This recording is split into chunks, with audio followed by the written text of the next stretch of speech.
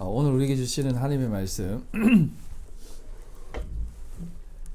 요한복음 7장입니다. 7장 1절로 9절까지 있는 말씀입니다. 요한복음 7장 1절로 9절까지 말씀이에요. 함께 교도하도록 하겠습니다. 그 후에 예수께서 갈릴리에서 다니시고 유대에서 다니려 아니하심은 유대인들이 죽이려 함이로라. 그 형제들이 예수께 이르되 당신이 행하는 일을 제자들도 보고에 여기를 떠나 유대로 가소서. 스스로 나타나기를 구하면서 붙여서 일하는 사람이 없나니 이 일을 행하려 하거든. 이는 그 형제들까지도 예수를 믿지 아니함이로라.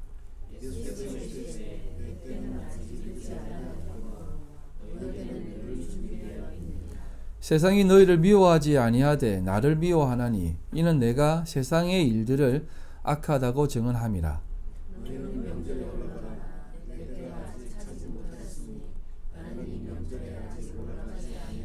같이 읽겠습니다. 이 말씀을 하시고 갈릴리에 머물러 계시니라. 아멘. 2022년이 가고 이제 2023년이 왔습니다. 하나님께서 우리에게 새해라는 것을 주신 이유는 아마 여러 가지 의미가 있을 것이지만 새로운 마음으로 또 다시 한번 하나님을 깊이 있게 생각해 보라고 하신 뜻이 아니겠습니까? 사실 모든 날이 다 새로운 날 아니겠습니까? 우리는 날마다 죽는다라고 고백하듯이 매일매일이 새로운 삶이지만 또 특별히 오늘 1월 1일 함께 주님 앞에 예배드리게 해주심에 또 감사를 드리고 새해 말씀을 어떤 말씀으로 할까 고민하다가 그냥 계속해서 요한복음 강의를 쭉 이어가려고 합니다. 여기 보면 이제 7장 1절로 2절에 보면 이렇게 얘기합니다. 그 후에 예수께서 갈릴리에 다니시고 유대에서 다니려 아니하심은 유대인들이 죽이려 함이라. 또 유대인의 명절인 초막절이 가까웠다라고 얘기를 해요. 여기서 이제 유대인이라고 하는 말을 자꾸 강조를 하는데 한번 보십시오. 우리가 기본적으로 생각할 때 우리가 이제 명절을 얘기할 때 설날을 얘기할 때 우리 조경주 지사님에게 사람들에게 얘기합니다. 조경주 지사님, 한국인의 명절인 설날이 왔습니다. 이렇게 얘기하는 사람이 있어요? 그리고 뭐 만약에 누가 나를 괴롭힙니다. 그러면 한국인이 괴롭히면 그 사람이 나를 괴롭힌다라고 하지 한국인이 괴롭힙니다. 한국인이 나를 죽이려 합니다. 라고 하는 말은 하지 않아요. 그럼에도 불구하고 요한복음에 유대인이 죽이려 한다.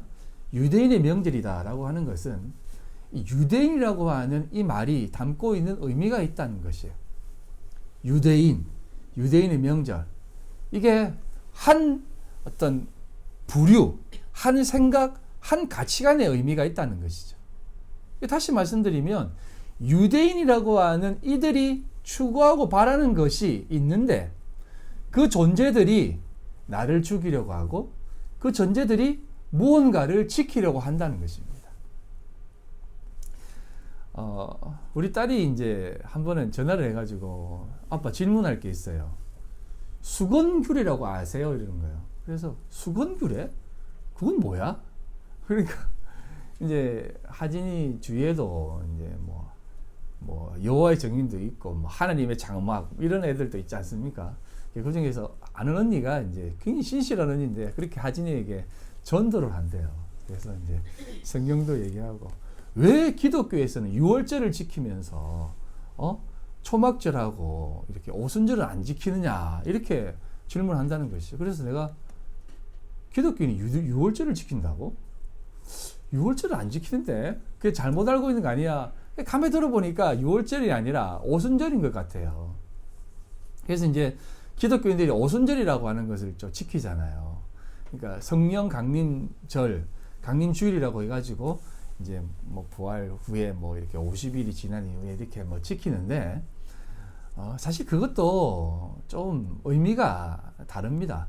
잠깐 설명을 드리면 유대인의 명절에는 세 가지가 있습니다. 큰 명절이 6월절이 있고 그 다음에 그 오순절, 77절이라고 하거든요.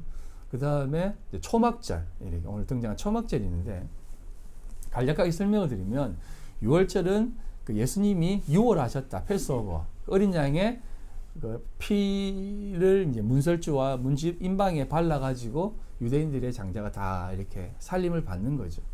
그래서 지나갔다라고 해서 그 절기를 기념해서 유월절을 지킵니다. 어린 양의 피를 이제 제물로 바치는 거죠.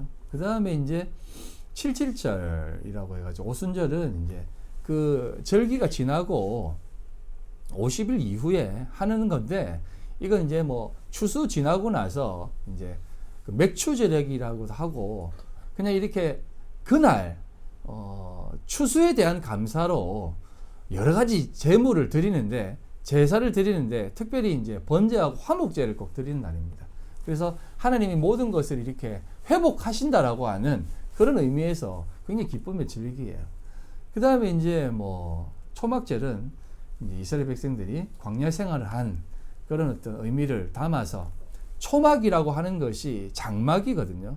그래서 뭐 장막 성전 하니까 그 이단들이 많이 쓰는 용어잖아요. 그러니까 이제 장막이라는 말을 표현을 잘 안 쓰는데, 사실 장막이라고 하는 것은 하나님께서 이스라엘 백성들에게 만들게 하신 식양이에요. 성막이 장막이에요. 그래서 신천지들이 장막 성전 이렇게 하니까 좀 그러는데, 사실은 장막이 성전입니다. 성막입니다. 그래서 이 초막이라고 하는 것은 어떻게 보면 하나님께서 이스라엘 백성들에게 너희들이 광야 생활에 내가 이 장막 틀을 지어서 너희들을 보호한 것처럼 내가 너희들을 이렇게 보호하겠다라고 하는 뜻이에요. 장막이라고 하는 것은 덮는다라고 하는 뜻이거든요. 그래서 하나님의 은혜의 날개로 덮어주고 이스라엘 백성들이 이렇게 장막으로 덮는다라고 하는 개념이에요. 너희들을 광야 생활 가운데에서 보호하겠다, 덮는다라고 하는 그런 의미예요. 그래서 하나님께서 그 장막에 거하는 겁니다. 그래서 여호와의 장막, 성막에 들어있는 것이 무엇입니까? 거기에 보면 성소와 지성소가 있는데, 거기 보면 이제 성소에는 뭐 여러 가지 기명들인데 다 예수 그리스도를 상징하잖아요. 이 지성소에는 그 법궤가 있습니다.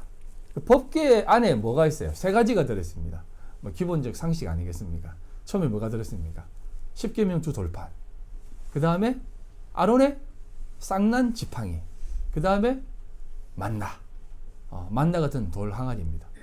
근데 이게 여러분 잘 생각해 보시면 이 세 가지도 다 예수 그리스도를 상징하는데, 이 세 가지는 다 인간들의 죄악의 상징적인 거예요.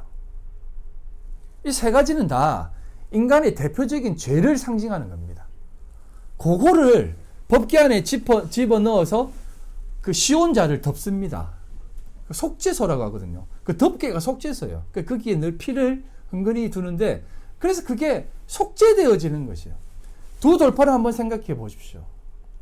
이스라엘 백성들이 모세가 시내산에서 법궤를 받기 위해서, 하나님의 말씀을 받기 위해서 그곳에 있습니다. 더디 내려오니까 절기가 다가온다라고 표현해요. 그 성경에 보면 이스라엘 백성들이 아론한테 요구합니다. 우리를 출애굽시킨 여호와 하나님이 어떤 분이냐? 좀 만들어내봐라, 이렇게 얘기합니다. 우리가 섬기고 싶으니까 좀 만들어내라. 어떤 게 하나님이야? 어떤 존재가 하나님이야? 라고 하니까 아론이 그들이 요구를 들어서, 그러면 좀 뭐 가져와봐라. 그래서 뭐 귀걸이, 뭐 금부치를 가져옵니다. 그걸 다 녹이니까 다 녹여서 황금소를 만듭니다. 이 황금소를 만들어서 이게 우리를 출애굽시킨 하나님이다 라고 하니까, 거기에 보면 성경을 자세히 읽어보면 출애굽기 32장에 보면 여호와의 절일이라고 얘기합니다. 이게 여호와의 명절이에요. 명절 다가오니까 거기에 막 제사 지내고 화목제를 드리고 막 먹고 마시면서 기뻐합니다. 열심히 제사를 드렸다니까요. 근데 하나님이 모세한테, 야, 내려가라. 내려가서 저 이스라엘 백성 하는 꼬라지를 좀 봐라. 내가 다 밀어버리고 니하고 다시 시작할게. 이렇게 얘기합니다. 근데 모세가 그 앞에 서서, 아이, 그렇게 하시면 안 되죠, 하나님. 그건 하나님 되심을, 좀 아닌 것 같습니다. 해가지고, 내려가가지고, 그 앞에 딱 쓰고, 그 돌판을 집어 던져버립니다. 여호와 하나님이 주신 돌판이에요. 집어 던져버리고 깨버리고, 너희들 지금 뭐 하는 거냐? 하면서, 대노하면서, 이스라엘 백성들에게 얘기합니다. 누가 내 편에 쓸 것이냐? 라고 하니까, 레위 지파가 나옵니다. 레위 지파에게 너희들 지금 무기를 다 들어라. 그리고 지나가면서 죽여버려라 이렇게 합니다. 지나가면서 만나는 사람들 다 죽이라는 겁니다. 친구, 가족, 형제, 이웃을 다 죽이라고 합니다. 거기에 약 3,000명 가량이 죽습니다. 학자들은 얘기합니다. 이때가 오순절 날이었다고. 7.7절 절기를 지키는 날이었다고. 3,000명이 죽습니다. 근데 이게 사실은 의미가 있습니다. 나중에 뒤에 오순절 마가의 다락방에 성령이 임하고 베드로가 나가서 복음을 전했을 때 몇 명이 돌아옵니까? 우리 이거 잘 알잖아요. 베드로가 복음을 딱 전하니까 3,000명이 회개하고 돌아온다지 않습니까? 이게 다 회복에 대한 개념이에요. 구약에 죽었던 3,000명이 신약에 와서 하나님께서 다 회복시킨다는 뜻이에요. 그래서 이 절기라는 것은 하나님께서 우리에게 하나님의 뜻과 예수 그리스도의 그 회복하심에 대한 부분을 가르쳐주는 그런 상징적 절기예요. 근데 이걸 지금도 지켜야 된다라고 하는 사람들이 있어요. 그래서 초막절을 지키지 않습니까? 신천지 같은 경우는. 유대인들은 말할 것도 없고요. 왜 그들이 그것을 지키려고 합니까? 왜 그들이 지키려고 할까요? 자신들은 이걸 지킴으로 해서 구별됐다라고 말하니까. 나는 구별된 성도니까 이걸 지킨다는 거죠. 우리가 일반적으로 신앙생활 할 때는 구별이 안 됩니다. 그런데 어떤 절기라든지 신앙의 특별한 것들을 행하게 되면 구별된 민족이라고 생각을 하게 돼요. 그래서 안상홍도 자기가 유월절을 가지고 내려온 자라가 해가지고 유월절 어린 양이 안상홍이라 하잖아요. 그래서 그들은 또 유월절을 그렇게 강조해요. 신천지는 장막터전을 그렇게 강조하고 오순절은 기독교가 또 강조하고.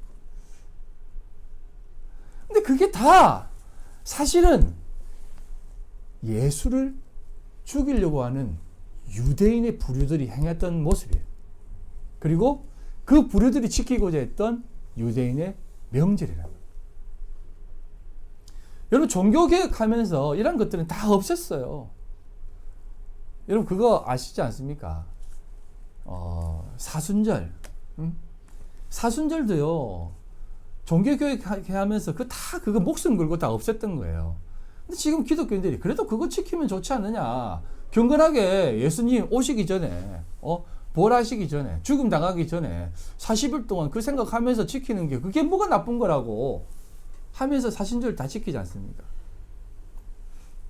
근데 그건 사실상 다시 여호와 하나님 그 신앙으로 돌아가고 예수님을 십자가에 끊임없이 못 박게 하는 제물을 끊임없이 드리는 살인하지 말라고 했던 그 살인을 계속해서 저지르는 도륙하는 행위를 하는 모습이다라는 거죠. 그래서 예수님께서는 이 7장부터 어떤 것을 우리에게 가르쳐 주자면 이 유대인이 행하고자 하는 그런 모든 것들에 대한 부분들이 무엇이 잘못되었으면 무엇이 더 중요한 것인가에 대한 부분을 우리에게 얘기해 주고자 하는 것입니다. 그래서 예수님께서는 이 유대인들에게 뭐라고 얘기하냐면 마태복음 12장입니다. 너는 보시면 그러므로 내가 너희에게 이르노니 사람에 대한 모든 죄와 모독은 사심을 얻되 성령을 모독하는 것은 사심을 얻지 못하겠고 또 누구든지 말로 인자를 거역하면 사심을 얻되 누구든지 성령을 거역하면 이 세상과 오는 세상에서도 사심을 얻지 못하리라. 나무도 좋고 열매도 좋다 하든지 나무도 좋지 않고 열매도 좋지 않다 하든지 하라. 그 열매로 나무를 아느니라. 독사의 자식들아 너희는 악하니 어떻게 선한 말을 할 수 있느냐. 이는 마음에 가득한 것을 입으로 말함이라. 선한 사람은 그 쌓은 선에서 선한 것을 내고 악한 사람은 그 쌓은 악에서 악한 것을 내느니라. 여기 보면 선한 것은 선한 것을 내고 악한 것은 악한 것을 낸다고 얘기합니다. 그래서 사도 바울이 예수님께서 그 유대인들 다시 말하면 바리새인들 서기관들 하나님을 잘 섬긴다고 하고 하나님을 정말 목숨 걸고 지킨다라고 했던 그들에게 뭐라고 얘기하냐면 너희들은 독사의 자식이야 라고 하는 겁니다. 너희들이 믿는 거 하나님이 아니라 독사야 라는 것입니다. 뱀이라는 것이죠. 뱀. 뱀이다. 뭐 이렇게 얘기하는데. 예? 뱀이라는 거예요, 뱀. 이게 무슨 말이냐면, 여러분, 잘 들어주십시오. 제가 항상 얘기했듯이, 하나님의 말씀, 그 진리를, 참된 진리를 깨닫지 못하고 표면적으로 보게 되면, 그 말씀은 우리를 죽이는 것으로 다가온다고 말씀을 드렸습니다. 그래서 말씀을 율법으로만 보게 되면 우리는 율법을 받는 순간 죽은 자가 돼요. 그렇기 때문에 독사의 자식들, 뱀새끼라고 하는 그 이유는 뭐냐면 너희들이 하나님을 그렇게 믿으면 그건 독사를 섬기는 것과 똑같은 것이야 라고 얘기하는 것이에요. 그 부류가 유대인들이라는 것이에요. 너희들은 마귀의 자식이야. 아무리 너희들이 선한 일을 하고 깨끗한 일을 하더라도 너희들은 독사밖에 안 돼. 그래서 하나님께서 이스라엘 백성들이 뭐라 합니까? 목이 곧은 백성이라고 얘기하지 않습니까? 독이 바짝 오른 뱀이 목이 꼿꼿하잖아요. 그럼 어떻게 해야 돼요? 우리가 그 독사를 보면 어떻게 합니까? 우리 손에 칼이 들려 있어요. 삽이 들려 있어요. 그럼 어떻게 합니까? 찍어버려야죠. 그래서 목이 잘려가지고 되는 겁니다.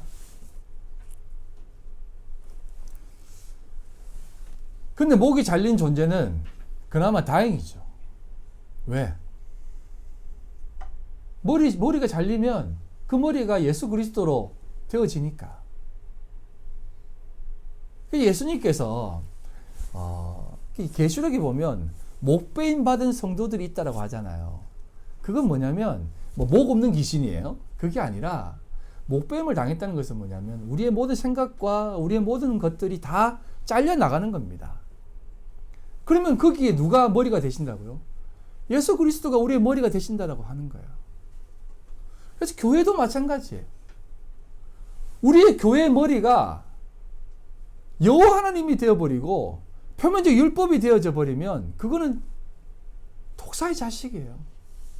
하지만 거기에 예수 그리스도의 참된 진리가 우리의 머리가 되시면 우리는 그리스도를 머리로 한 참된 몸이다라는 거죠. 예수님께서 제자들을 바라보시며 그 공생의 기간 때에 뭐라고 얘기합니까? 내가 머리 둘 곳이 없다라고 하잖아요. 예수님이 쉴 곳이 없다라고 하신 것이 아니에요. 정말 내가 그 성도들의 제자들의 하나님을 따른다고 하는 그 사람들의 머리에 둘 곳이 없다는 것이죠. 그래서 우리가 신앙생활 한다는 것이 다 그런 것입니다. 그 머리가 될지언정 꼬리가 되지 말게 하자는 말도 다 그런 것이에요. 그래서 유대인들을 향해서 뭐라고 얘기하냐면 너희들은 독사의 자식이기 때문에 아무리 선한 일을 행하고 아무리 경건하게 살아도 너희들 속에서는 악밖에 나오지 않는다는 것이.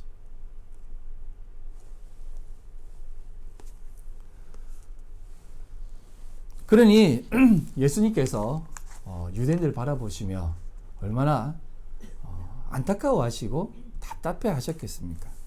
그런데 이렇게 얘기합니다. 3절부터 그 형제들이 예수께 이르되 당신이 행하는 일을 제자들도 보게 여기를 떠나 유대로 가소서 스스로 나타내기를 구하면서 묻혀서 일하는 사람이 없나니 이 일을 행하려 하거든 자신을 세상에 나타내소서 하니라고 합니다.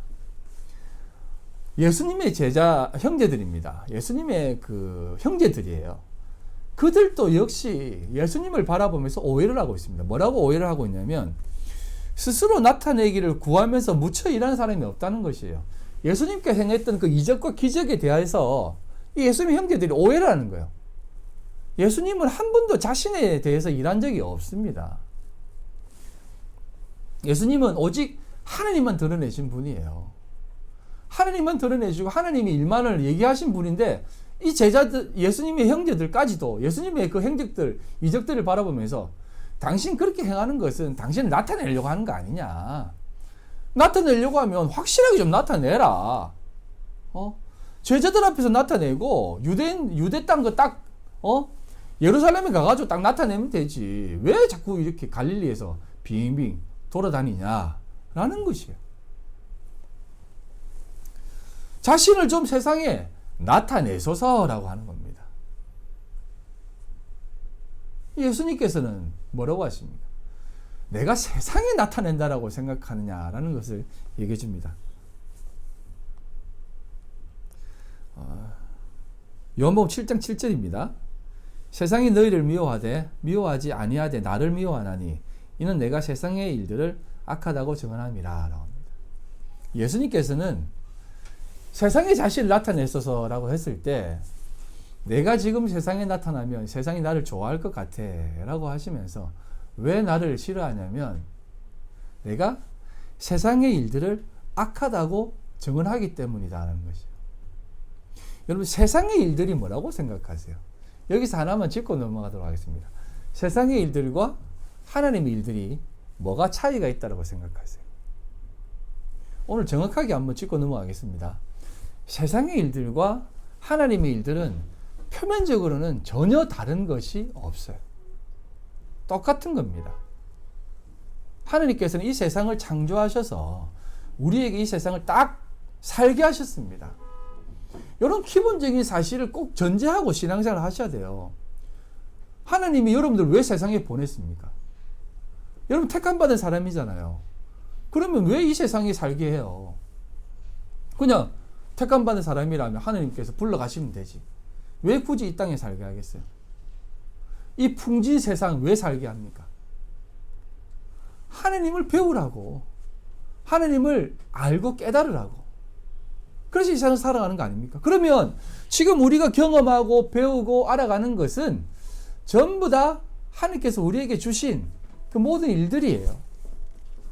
그럼 이게 하나님의 일들이라니까요. 그런데 왜 세상사 일을 바라보면서 왜 세상의 일들이라고 얘기하고 세상의 일들이 악하다라고 얘기하느냐 이 말입니다. 요게 우리가 하나님의 마음으로 세상을 바라보아야 될 참된 시각이 없을 때 나타나는 마음이란 겁니다. 우리가 세상을 바라보면서 어떤 생각을 합니까? 늘 두 마음으로 봅니다. 이건 선하다, 이건 악하다. 이건 악하다, 이건 선하다라고 얘기합니다. 그런데 여러분, 아까도 제가 잠깐 언급했지만 여러분 레위인들이 칼을 들고 지나가면서 만나는 이웃, 형제, 친구들을 다 죽입니다. 3,000명이 죽임을 당해요. 근데 거기 뒤에 보면 제가 오늘 찾지는 않았지만 그렇게 하면 복이 너희들에게 있을 것이다 라고 얘기해요. 여러분 중세 마녀 사냥 아십니까? 마녀 사냥. 여러분 중세 시대 때는 마녀들이 많이 있었습니다.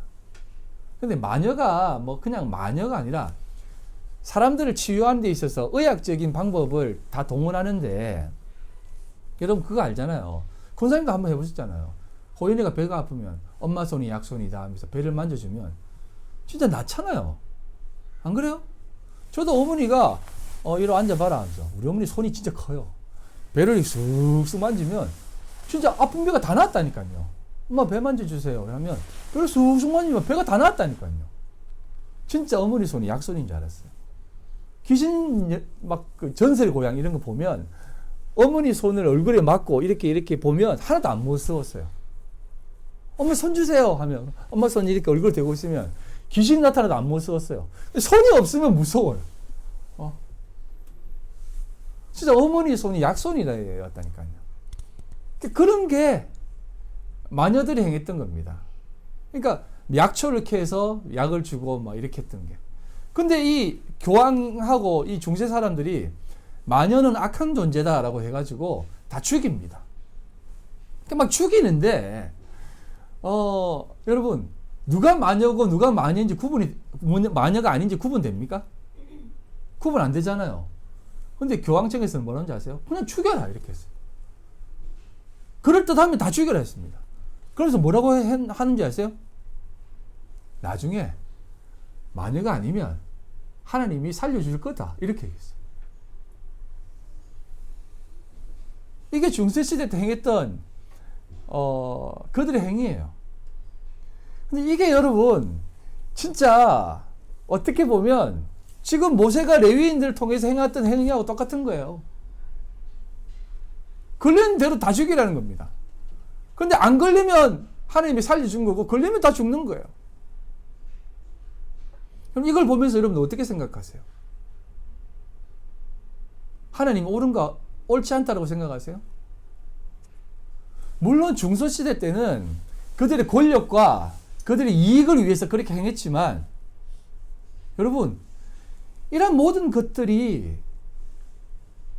과연 우리가 세상을 바라볼 때 뭐가 선이고 뭐가 악한 것인가에 대한 그러한 어떤 기준을 가지고 바라볼 때 그 속에서 선악과 따먹게 한 뱀의 모습이 우리 속에 확 드러난다니까요. 선악과 따먹게 한 뱀, 선악과 따먹은 그 인간들의 가장 근본적인 이유가 뭐예요? 너도 눈이 밝아져 하나님처럼 할 수 있어 라고 하는 거예요. 하나님 자리에 내가 가 있으려고 하는 겁니다.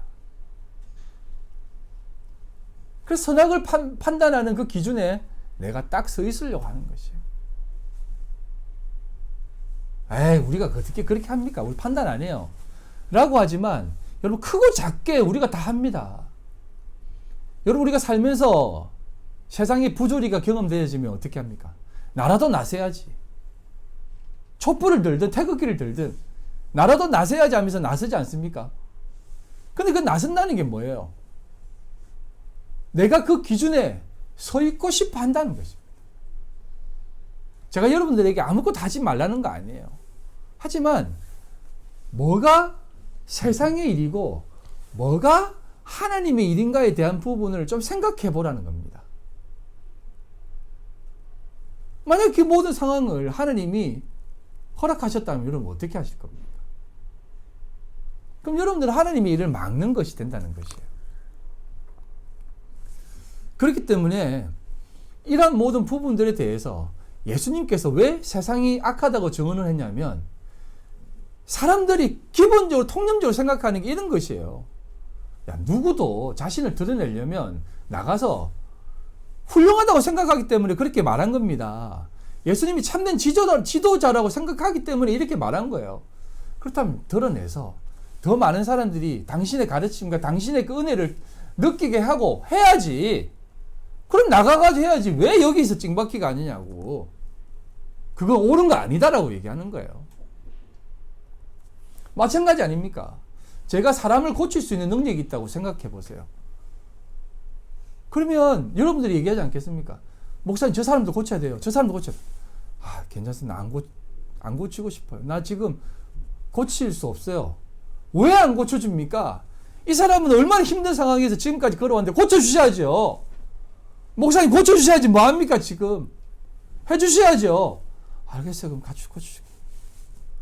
그럼 저 사람도 고치죠. 저 사람도 고치죠. 나 지금 말씀과 기도 좀 하고 싶은데요. 네, 진짜 하나님의 뜻을 더 할 게 있는데요. 지금 그것보다 이 사람 생명 살리는 게 더 중요한 거 아닙니까? 그런 거하고 똑같은 거니까요. 우리가 뭐가 하나님의 일이고 세상 일인가에 대한 부분을 생각해야 된다는 것이에요. 이걸 성경은 우리에게 뭐라고 얘기하냐면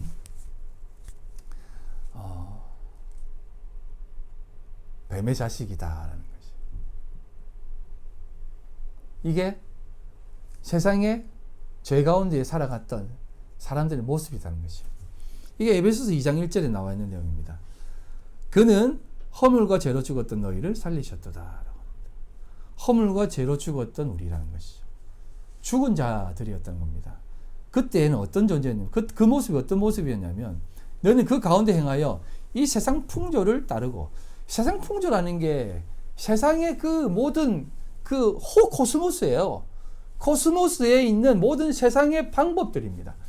세상이 나가고자 하는 그냥 모든 방향성이라는 거예요. 권세, 공중의 권세 잡은 자를 따랐다라고 합니다.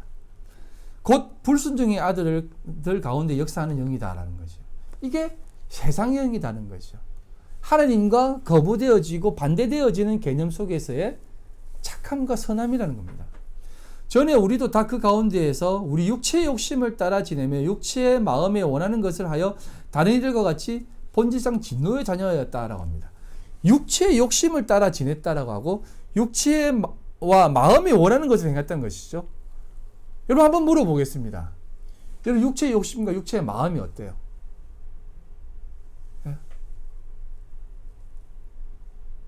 우리 저기 뭐 이상조 집사님이나 뭐 박재 집사님을 한번 보십시오. 사람이 저렇게 착할 수가 없어요. 예? 근데 그 마음에서 나오는 게 뭐예요? 착한 거예요. 더 선하고 괜찮은 마음이에요. 김성하 집사님 왜 김성하 집사님도 약간 착하고 더 훌륭하죠. 그러니까 우리가 우리의 욕심으로 우리 마음에 늘 해 떠오르면서 바라보는 게 뭡니까? 어떤 마음 가집니까? 올해는 좀 더 착하고 정말 사람들에게 더 선한 마음을 가지고 살게 해달라고. 근데 이게 우리 마음에서 나오는 거라니까요. 이거 이제 제가 좀 끝까지 들어보시면 되겠습니다. 이게 우리 마음에서, 사실은 이게 우리 마음에서, 욕심에서 나오는 거예요. 더 깨끗하게 살고 더 훌륭하게 살려고 하는 이 마음도 역시 우리 속에서 나오는 것들이다, 이 말이에요. 그러니까 잘하고자 하는 마음, 훌륭하게 되고자 하는 마음도 역시 우리의 마음이고, 그리고 또 한 가지, 더 많이 벌고자 하는 것도 마찬가지고, 더 잘 되고자 하는 것도 마찬가지고, 더 높이 가고자 하는 모든 마음도 세상적 풍조에 따라서 보면 똑같은 마음이다라는 것이에요. 그래서 사도 바울이 이렇게 얘기합니다. 로마서 10장 7절이에요. 그런데 우리가 무슨 말을 하리요? 율법이 죄냐? 그럴 수 없느니라. 율법으로 말미암지 않고는 내가 죄를 알지 못하였으니 곧 율법이 탐내지 말라 하지 아니하였더라면 내가 탐심을 알지 못하였다고 합니다. 자, 율법이 탐내지 말라, 탐심이 죄다라고 말하지 않았다면 그게 죄인 줄 몰랐다는 거예요. 이 탐심이라는 게 뭐냐면 두 마음이에요. 이게 욕심이에요. 이게 사도 바울은 죄라고 생각하지 않았다니까요. 그가 이전에 어떻게 살았습니까? 유대인으로서, 바리새인으로서, 가말리엘 문화생으로서 하나님을 알고자 노력했고 최선을 다해서 착하게 살려고 했고 최선을 다해서 하나님 앞에 영광 돌리려고 했던 그 마음, 유대인으로서 유대인의 명절을 지키기 위해서 했던 그 마음, 이게 자신은 죄라고 생각한 적이 없었다는 거예요. 근데 이게 그거 죄다라고 얘기하니까 이게 죄였어요? 이 마음까지도 죄였어요? 라고 하면서 그걸 깨달았다는 거죠.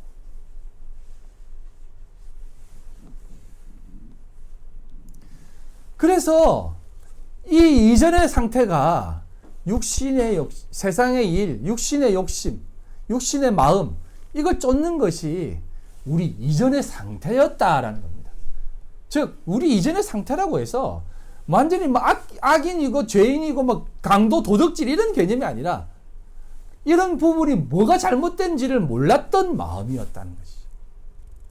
세상 사람들이 지금 행하고 있는 정의 사회 구현을 위해서 노력하고 있는 모습들이 사실은 육신의 욕심을 따라 살아가고 있는 자들의 모습이라는 것이죠.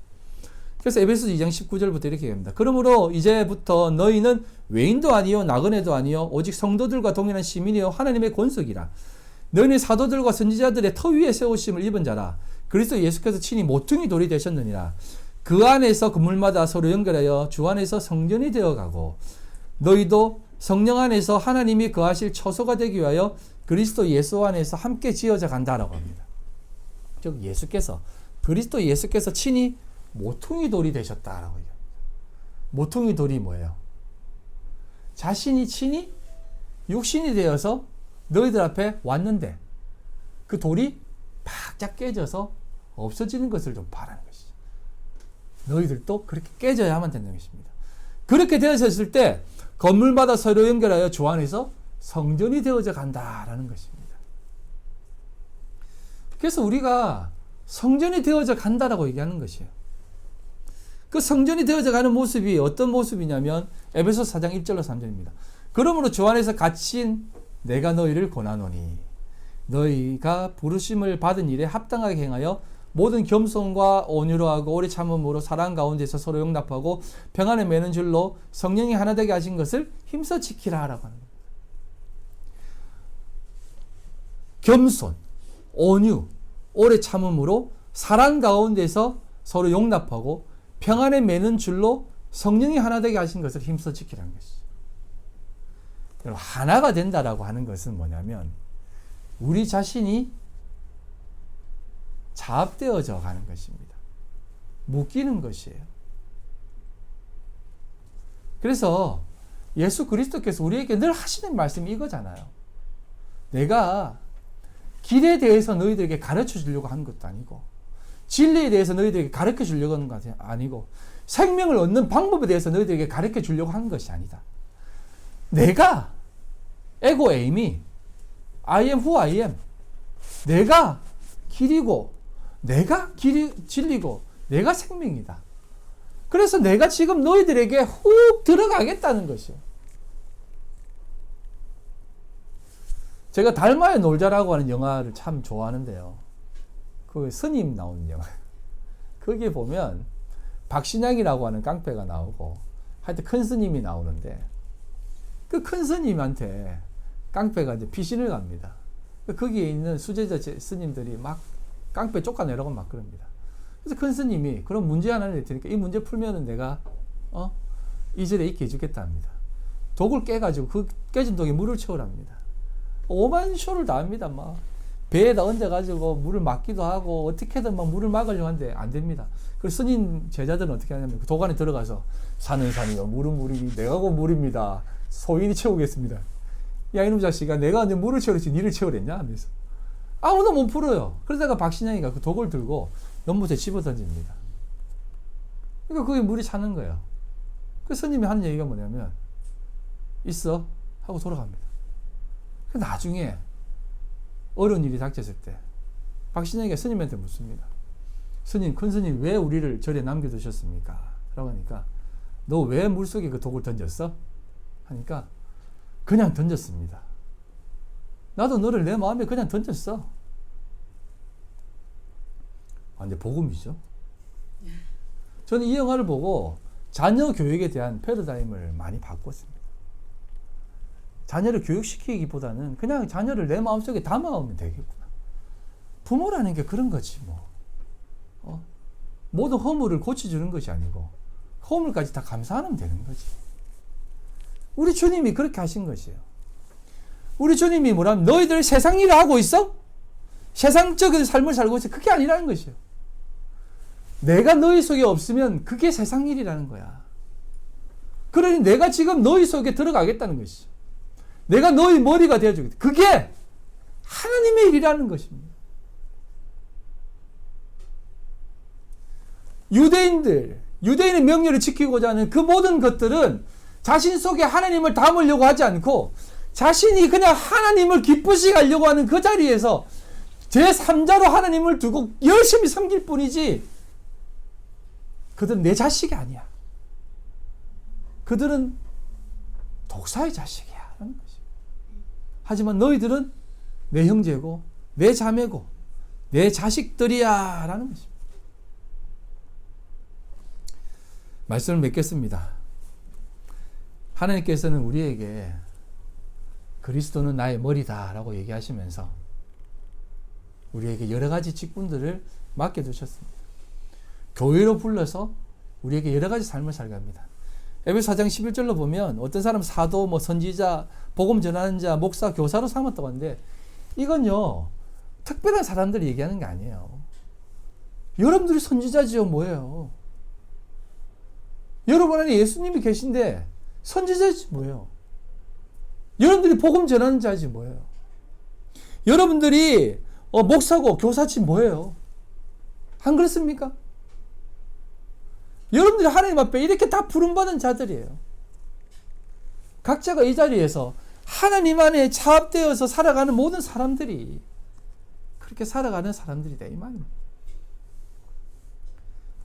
그래서 올 한 해는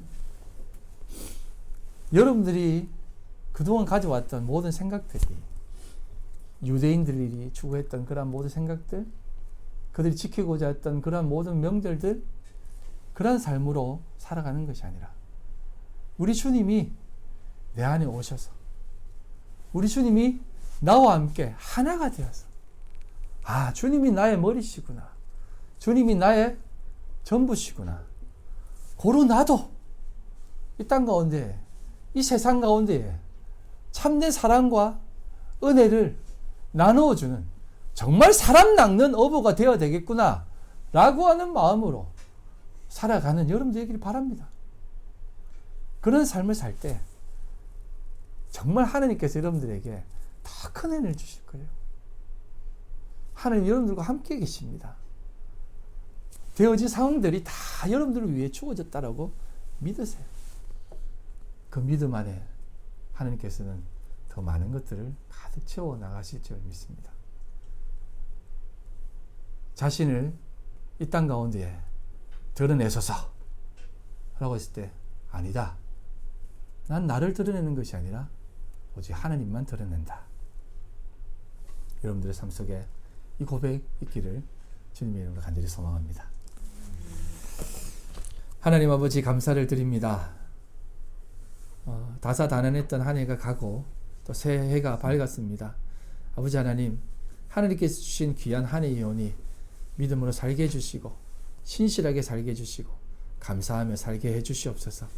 주님의 기름 부으심이 우리의 삶 가운데 풍성할 수 있도록 도와주시고 그 기름 부으심에 넘쳐나 아버지 하나님 많은 사람들에게 적시게 해주시고 또 그들 또한 하나님의 은혜를 마음껏 함께 누릴 수 있도록 주님 도와주시옵소서.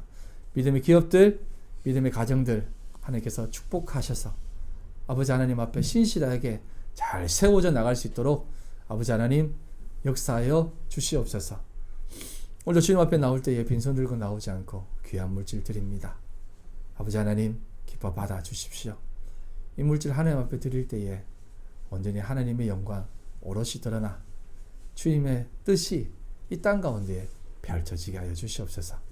드린 손길을 꼭 기억하여 주시고 하나님 만배로 갚아 주시옵소서. 하나님 기뻐 받아 주시옵소서. 지금은 우리 주 예수 그리스도의 그 크신 은혜와 아버지 하나님의 극진하신 산하심과 성령님의 교통인도 역사 충만하심이 오늘도 주님 앞에 신실하게 살기로 신실하게 산 한 해가 되기를 소망하는 그 마음으로 살기로 결심한 우리 모든 성도들 머리와 그들의 가정과 직장과 사업과 삶의 모든 터전 위에 지금으로부터 영원토록 함께 있을지어다. 아멘.